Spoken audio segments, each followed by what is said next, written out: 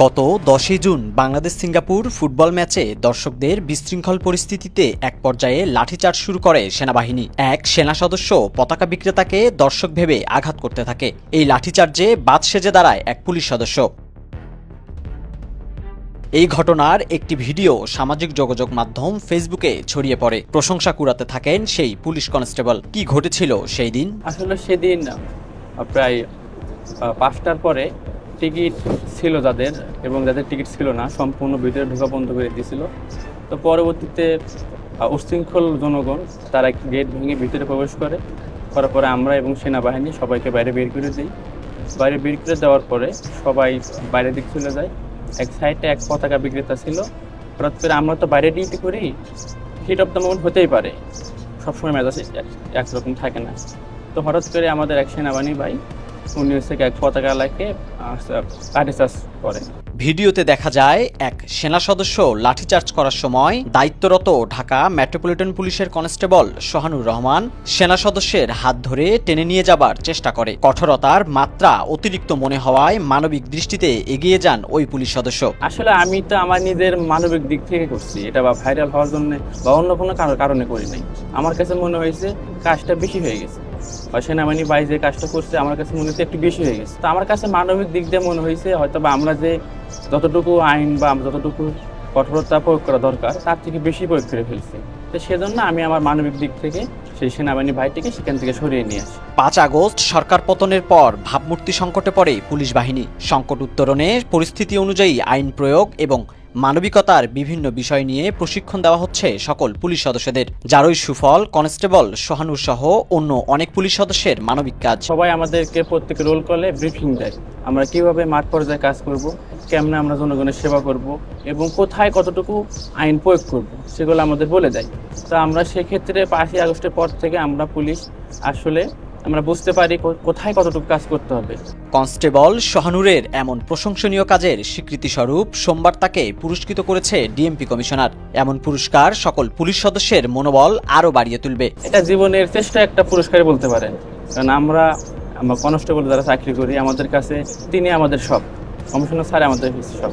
তিনি আমাকে ডেকে নিয়ে গিয়ে আমাকে শুভেচ্ছা বিনিময় করছে, এটা অনেক কিছু আলহামদুলিল্লাহ। পুলিশ সদস্যদের এমন মানবিক কাজের উদাহরণ ফিরিয়ে আনছে বাহিনীর হারানো সম্মান। এমন কাজে গর্বিত পুলিশ কর্মকর্তারা। প্রথমেই বলে রাখি, পিওএম পূর্ব বিভাগে কর্মরত কনস্টেবল সোহানুর রহমান একটি অত্যন্ত চমকপ্রদ উদাহরণ তৈরি করেছেন, যেটার জন্য তার ঊর্ধ্বতন কর্মকর্তা, তার নিয়ন্ত্রণকারী কর্মকর্তা হিসেবে আমি গর্বিত। বল প্রয়োগ ছাড়াও আইন শৃঙ্খলা রক্ষা করা সম্ভব, এমন একাধিক কাজের নজির 5ই আগস্টের পর স্থাপন করেছে পুলিশ সদস্যরা, যা আগস্ট পূর্ববর্তী সময়ে ছিল না। 5ই আগস্টের পরে পুলিশের একটা প্যারাডাইম শিফট হয়েছে। বল প্রয়োগ করা আসলে আইন শৃঙ্খলা বাহিনীর অন্যতম ধর্ম হয়ে গিয়েছিল। বল প্রয়োগ ছাড়াও যে আইন শৃঙ্খলা রক্ষাকারী বাহিনী নিজের কাজটা করতে পারে এবং অনেক ক্ষেত্রে সে কাজটা সফলভাবে করা সম্ভব, সেটা পিওএমের কনস্টেবল সোহানুর রহমান এবং এর আগে আমাদের আরেকজন কনস্টেবল রিয়াদ হোসেন সে সফলভাবে করে দেখিয়েছে যে মানুষকে অন্যভাবেও মোটিভেট করা যায়। সংবেদনশীলতার মধ্য দিয়ে পুলিশ মানুষের মনে জায়গা করে নিতে চায়, সেই লক্ষ্যে কাজ করছে বাহিনীটি। আসলে পুলিশের চাকরিতে অপ্রীতিকর কাজ কিছু করতে হয়, কারণ এই যে মানুষের স্বাধীনতা হরণের যে কাজ, আসলে আইন শৃঙ্খলা রক্ষা করতে গিয়ে অনেক মানুষের স্বাধীনতার হরণ হয়ে যায়, আমরা মানুষের অপ্রিয় হই। কিন্তু একই সাথে পুলিশের একটা অন্যতম বৈশিষ্ট্য হচ্ছে, এই চাকরির বৈশিষ্ট্য হচ্ছে সংবেদনশীলতা। সমাজের মানুষের প্রতি সহানুভূতি এবং সংবেদনশীলতার মাধ্যমে পুলিশ কিন্তু মানুষের মনে জায়গাও করে নিতে পারে। সেদিনের 10 তারিখের যে ঘটনা, সেদিন আমিও ডিউটিতে ছিলাম। বিশৃঙ্খলতা যারা তৈরি করছে তাদের কেউ না, সুতরাং সে আইডেন্টিফাই করে সে সাথে সাথে তাকে বাঁচাতে এগিয়ে গেছে। এই যে এই জিনিসটা দেখেন যে এটা সংবেদনশীলতা, সমাজের প্রতি সংবেদনশীলতা, রাষ্ট্রের প্রতি সংবেদনশীলতা এবং দেশের মানুষের প্রতি সংবেদনশীলতা। বল প্রয়োগ ছাড়াই মানুষকে কিভাবে নিয়ন্ত্রণ করা সম্ভব সেই লক্ষ্যে নিয়মিত পুলিশ সদস্যদের প্রশিক্ষণ প্রদানের কথাও জানালেন এই কর্মকর্তা। এই সংবেদনশীলতা তৈরি এবং বল প্রয়োগ থেকে দূরে থেকে যতখানি দূরে থাকা সম্ভব ততখানি দূরে থেকে আইন শৃঙ্খলা রক্ষা করার জন্য আমরা বিভিন্ন প্রশিক্ষণ প্রদান করছি। শুধু প্রশিক্ষণ না, আমরা সাথে সাথে তাদেরকে অনুপ্রেরণা দিচ্ছি যে দেখো বল প্রয়োগ ছাড়াও অনেক কাজ করা সম্ভব, মানুষকে মোটিভেট করে করা সম্ভব, মানুষকে সতর্ক করে করা সম্ভব।